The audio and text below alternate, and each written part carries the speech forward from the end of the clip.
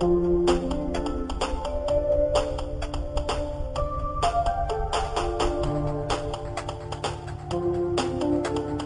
the police state to tectonic plates, Dutchsinse and Tattoo take the temperature of tyranny on Freedom Frequency 1871, coming to you live now.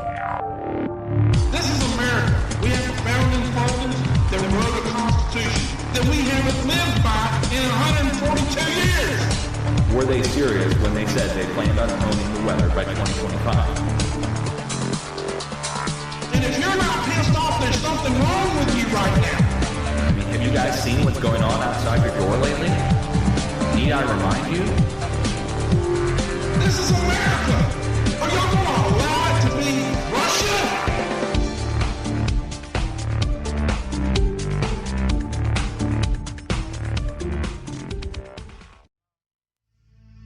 doTERRA Essential Oils, true gifts of the earth, provide you with the perfect prepper tool, the Family Physician Kit. 10 certified pure therapeutic grade oils to provide the support you need for your family's wellness goals when sheltering in place or bugging out. Visit essentialnewparadigm.info and ask how you can receive $100 in free product and 25% off each and every order. Don't delay. Your family's health depends on you. Health depends on you. Thanks for listening to FPRN. Don't forget to check us out on Facebook and Twitter. If you'd like to start your own show with FPRN, advertise with us, or donate to the network or to your favorite shows, check out our website at www.fprnradio.com. Welcome back to Freedom Frequency 1871. This is again your host, Dutchsinse. And I think we still have Tattooed on the line. I'm here. Excellent, brother.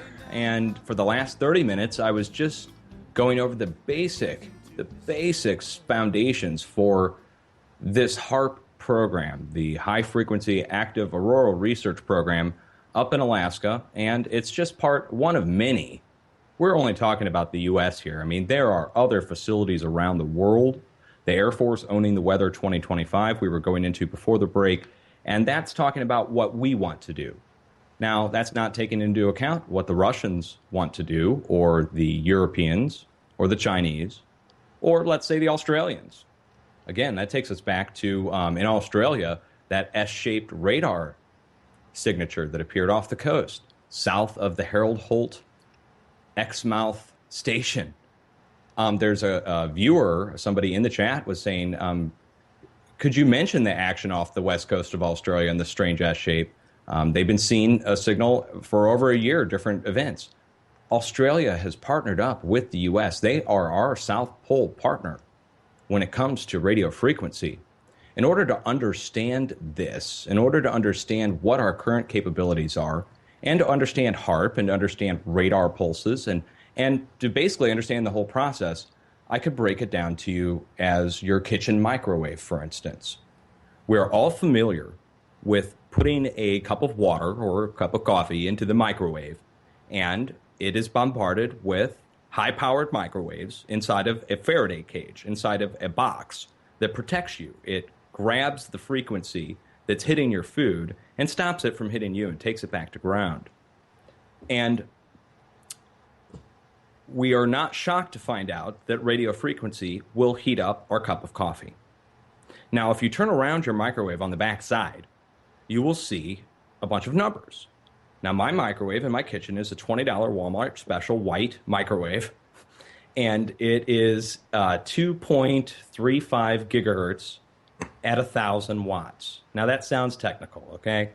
Let me put it in perspective for you. Your cell phone, let's say it's running at 1.9 gigahertz at 0.5 watts or less, 0.005 watts. Now, the difference, of course, is the power. The power is the difference. So in other words, you're talking on a small version of a microwave transmitter. The same bandwidth, let's say. Okay? Now, inside of your microwave, it's 1,000 watts. And it heats up your cup of coffee at a few inches away. It is bombarded with radio frequency, and the molecules are excited, and your coffee heats up. Okay? To explain HAARP and radar, let's say the NEXRAD radar, or the radar, I don't know what the radar down in Australia is operating at, but I assume it would be in the same bandwidth, let's say. same rough bandwidth. Our current NEXRAD radar is pumping at 2 gigahertz. The same 2 gigahertz that's pumping in your microwave in your kitchen. The same 2.45 gigahertz that's pumping from your Wi-Fi router. The same 2.45 gigahertz that your Bluetooth is operating on is the same 2.45 gigahertz that's going out 100 miles and giving us a large microwave radar pulse that we're seeing on radar. Now, HAARP operates not in the microwave band, but in the high frequency band. And to explain this, there's different levels of radio frequency. You've got high frequency, very high frequency, ultra high frequency, and you also go down the other way. You can go down to low frequency, ultra low frequency, extremely low frequency, and I'm sure there'll be future discoveries. Okay? The numbers go infinity in both directions. We may not be able to transmit there, but they go forever. The numbers never stop. Correct. Just like a number can go on forever, just like pi can be computed forever, we're talking about that I personally believe that they will make future discoveries that go even further than what we currently have, with, especially in the low frequency band. I think they're going to find that there's much lower they can go, and much higher. Start getting it up into gamma and beyond. They're going to have to develop new terms to describe these things. Now, to describe how radio frequency heats something up, we could say everyone's familiar with don't put metal into a microwave. Right? If you put metal into a microwave, a piece of aluminum foil, it starts to spark. Now, what's happening is literally a stripping of electrons. If you put that piece of tinfoil into your microwave, do not do this because it'll spark and it could cause a fire. But the radio frequency hits that metal and it starts stripping electrons from the metal, from the piece of aluminum that you put in there. The stripping of electrons produces the little lightning bolts that you see. It's a simple process, stripping electrons. Now, what we've found out, and what in 3 years worth of study, and now the science community is starting to acknowledge, is, and the producer, I think, we were looking at Air Force Owning the Weather 2025. Right below that is a picture of a green laser. Okay, it's a green laser pulse, a red laser turning into, and it's illuminated by green light. That's why you're seeing this. And what you're seeing in this picture, and I can describe it to you guys, is a small red laser that goes out into a greenish-looking cloud. And what this is, and I'm going to ask the producer to go ahead and play this whole clip. It's several minutes long, but it's worth the listen, because this is going to explain to you how it's done. And it's not going to be explained to you by me. It's going to be explained to you by somebody that you'll believe. Michio Kaku on ABC News, where Michio Kaku got up this past year, end of 2013, and acknowledged that they have certain devices already capable of manipulating the weather called high-powered lasers. Now, high-powered lasers and high-powered microwaves are part of the U.S. overall Directed Energy Warfare Program out of the U.S. Naval Directed Energy Warfare Office. The DWO, the DEWO, the Directed Energy Warfare Office, is developing a series of directed energy weapons having to do from everything from disabling aircraft and shooting things down to weather modification. Michio Kaku gets on TV and tells the world potential uses for this include, let's say, if you're having a wedding and you want to have a nice wedding, you could pay for the weather to be modified using high-powered lasers. Now, let's go quickly back, before we watch this, let's go quickly back to my example of your kitchen microwave. Your kitchen microwave working at 1,000 watts, 2.45 gigahertz, just like your Bluetooth, just like your Wi-Fi, only more powerful, okay? And it's heating up your coffee. NEXRAD radar, our weather radar, where we're seeing these giant radar pulses, or HAARP rings, as we call them, slang term, that's operating at 750,000 watts. 750 times more powerful than your kitchen microwave, pulsing out into the atmosphere. Now, these high-powered lasers are going up into the billions and trillions of watts. To put this in perspective, power-wise, U.S. is specifically pursuing lasers currently, and they admit it. Let's go ahead and watch this clip. Go ahead and play the whole thing. Listen to what he says, guys. because this is what I've been saying for 3 years and not believed. But now here they come out and admit that frequency, radio frequency, specifically a laser, will strip ions and cause precipitation. And go ahead and cue that up. Are looking at how to change the weather on purpose. That's right. Lasers now could one day manipulate rain and lightning. CBS This Morning contributor Michio Kaku is a physics professor at City College of New York. Professor, nice to see you. Extraordinary seeing Al Gore and Bill Clinton there together with Charlie, wasn't it? That's right, yeah. Yeah, they did not get into this discussion, no. though. But it is fascinating. I mean, lasers, really, to change the weather? That's right. Well, as Mark Twain once famously said, everyone complains about the weather, but no one ever does anything about it. Well, instead of doing a rain dance, we physicists are firing trillion-watt lasers into the sky to actually precipitate rain clouds and actually bring down lightning bolts. This is potentially a game changer. But this is experimental. It's experimental. However, in the laboratory so far it works. When you have water vapor and you have dust particles or ice crystals, you can precipitate rain. It condenses around the seeds. These seeds can also be created by laser beams. By firing trillion-watt lasers, you rip apart the electrons, creating what are called ions, and these ions act like seeds, like dust particles, bringing down rain and even lightning. Go ahead. Well, this fascinates me in part because, too, I remember reading the stories that China had used this during the Olympics, that the USSR had used this after Chernobyl to create rain clouds. I mean, did those really work then? We have some of these capabilities now? Inconclusive. Even in the 60s, the CIA used this to bring down monsoons during the Vietnam War, to wash out the Viet Cong. Governments have been playing with this thing. Alleged to. Alleged to, right. Yeah. Now, we realize that for decades now, these governments have been alleged to have experimented with weather control, but nothing conclusive. This time we're bringing in the laws of physics rather than simply waving our hands and uttering mumbo jumbo. We're actually using trillion-watt lasers now. And in the laboratory, sure enough, they precipitate rain out of water vapor. Sure enough, you can actually bring down electricity down the beam. So what does it mean for drought areas that need to have rain for crops? And if they don't have them, there's the consequences of famine. Well, the bad news is if it's a clear blue sky, it's not going to do anything at all because it only takes water vapor that's already in the air and condenses it.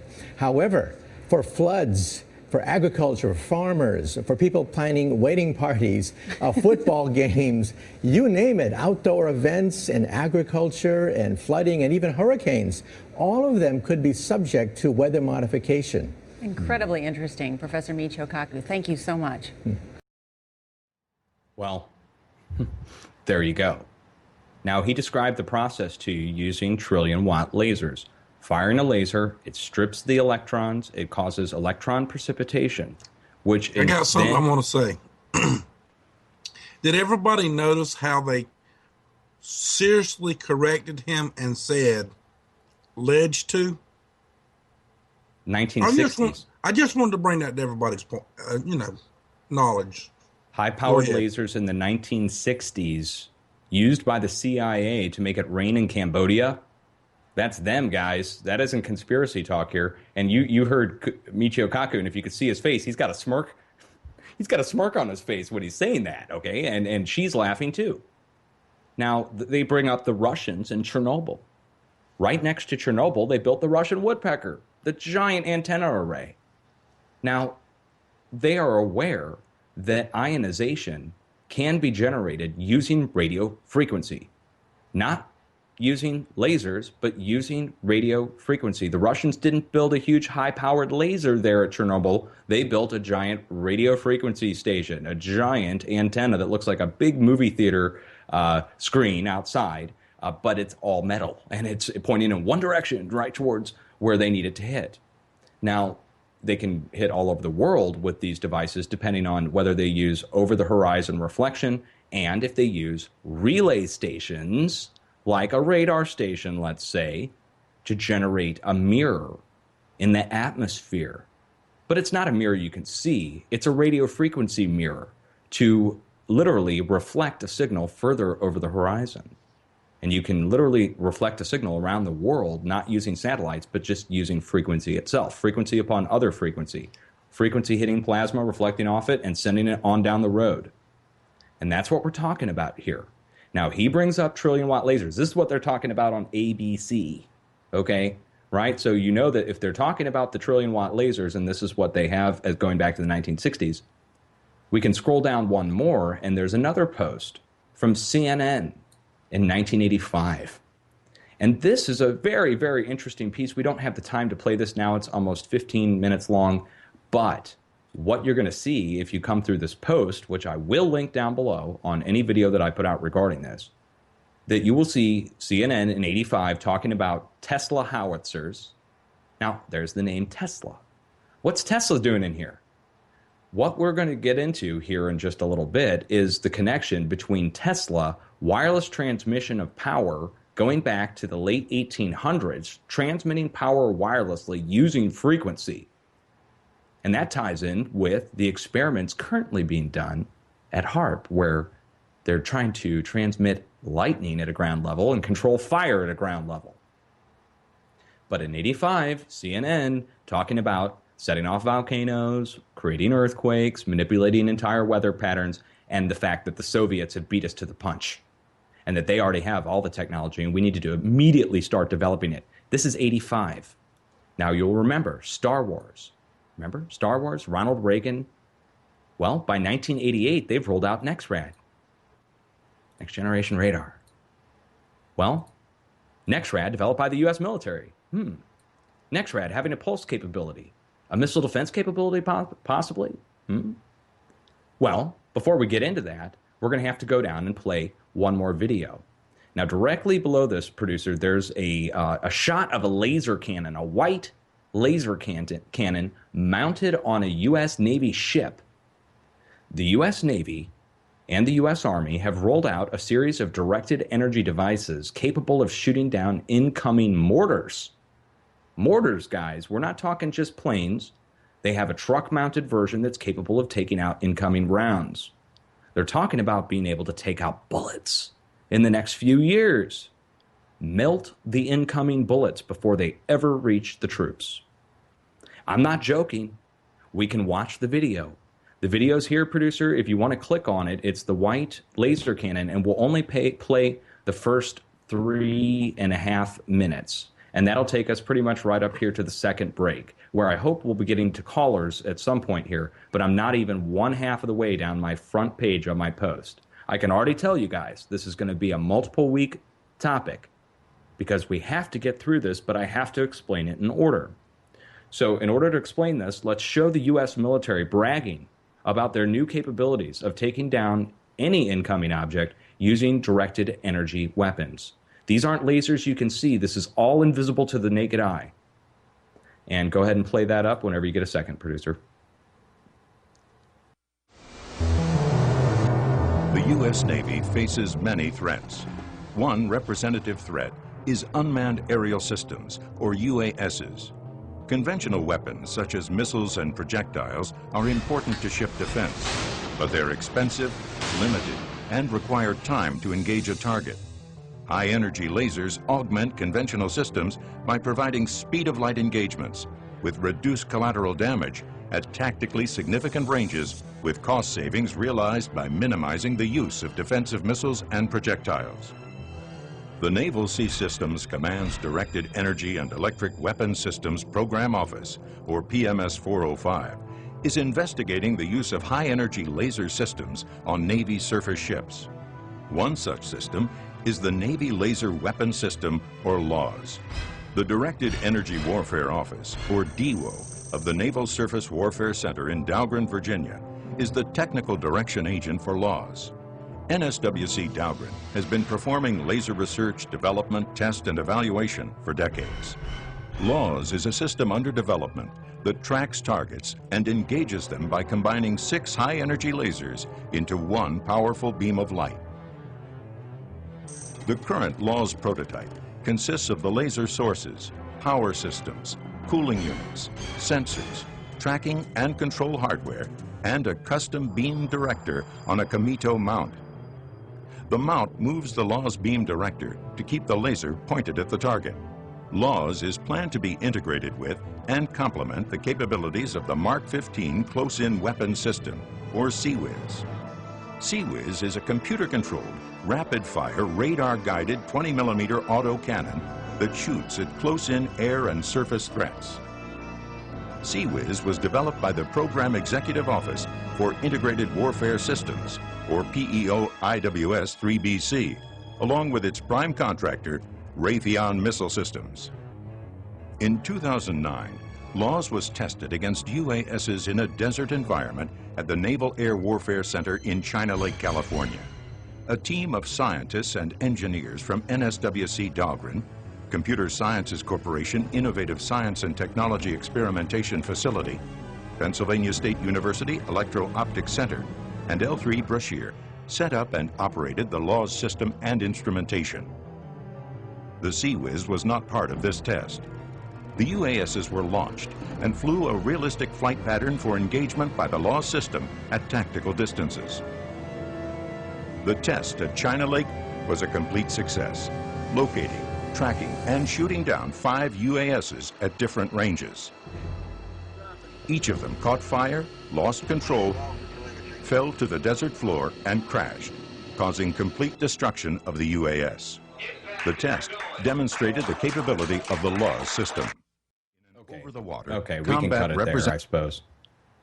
Okay. You know, there you go, guys. That is the U.S. military bragging about their current directed energy weapons, and that's high-powered laser. Now, you're going to all say, oh, of course, that's laser. I'm going to read you from the Directed Energy Warfare Office. This is linked on my site as well. They have their whole PDF available for download. This comes from Navy.mil. Right below high-energy lasers, there's a screenshot I've got on there. It's a picture, and I'm going to read it to you. It says HPM, high-powered microwaves. High-powered microwaves, HPM, offers a unique warfighting capability for non-lethal, non-kinetic missions. HPM systems are capable of engaging multiple targets, re-attack, and dramatically reduce collateral damage and reconstruction costs. This capability opens targets for which no engagement option currently exists. Okay? Now, high-powered microwaves, again, fall under the radar spectrum. The HAARP, even going down into, now we're not going to be talking about microwaves here, but with HAARP, we're talking about high frequency. Now, below this post, there is a thing that appeared on the Weather Channel, of all things, a 30-minute broadcast on weather modification where they fully delve into the development of tornadoes using microwaves. And this is something that I had observed on live radar for multiple years, and then now has been confirmed that it can be done using laboratory tests. A doctor from MIT did the experiments using a small laser to simulate high-powered microwaves in the atmosphere to produce rotation. And it was his idea that they could generate man-made tornadoes and harness the energy to power a city. He did the experiments. It worked. Now, this is something that the U.S. military knows through experiments done at HAARP in Alaska, using high frequency, not microwaves. Now, HAARP in Alaska did an experiment at the start of 2013. The U.S. Naval Research Labs, and we're scrolling down the page here, below the pictures of tornadoes being developed by microwaves, we have a U.S. Navy experiment where they generated plasma, a huge bubble sphere ring of plasma in the atmosphere for over an hour using HAARP at 4.34 megahertz. Now, to put that in perspective, it's the power behind HAARP that is enabling that. It is the billion watts that is behind HAARP that's generating a huge plasma bubble multiple kilometers wide at a very far distance from the transmitter. But what the potential use for this is, they were able to move the bubble around using another transmitter, a radar transmitter. It's amazing to really think about this. They're able to generate a plasma bubble and then move it using other frequency. Now, how are they able to do that? How are you able to generate a plasma bubble to begin with? Well, just like Michio Kaku told you, for weddings, using a high-powered laser to strip electrons to cause an electron cascade, literally the precursor to lightning, the same thing can be done with high frequency at 4.34 megahertz at 1 billion watts. And the U.S. Navy bragged about it, and it's a potential missile defense apparatus. Think about it. A huge multiple kilometer wide plasma bubble that can be generated at a moment's notice and moved around at almost the speed of light, let's say. That means that incoming missiles are a thing of the past. Now, they were able to image the plasma on radar, and it looked like a W shape or an S, a little bit bigger than an S, maybe an E. But it looked like an actual signature on the radar, on their VAHF observations. Now, we're going to go to break. When we get back, I'm going to wrap up this first part, and we'll hopefully be able to take some callers.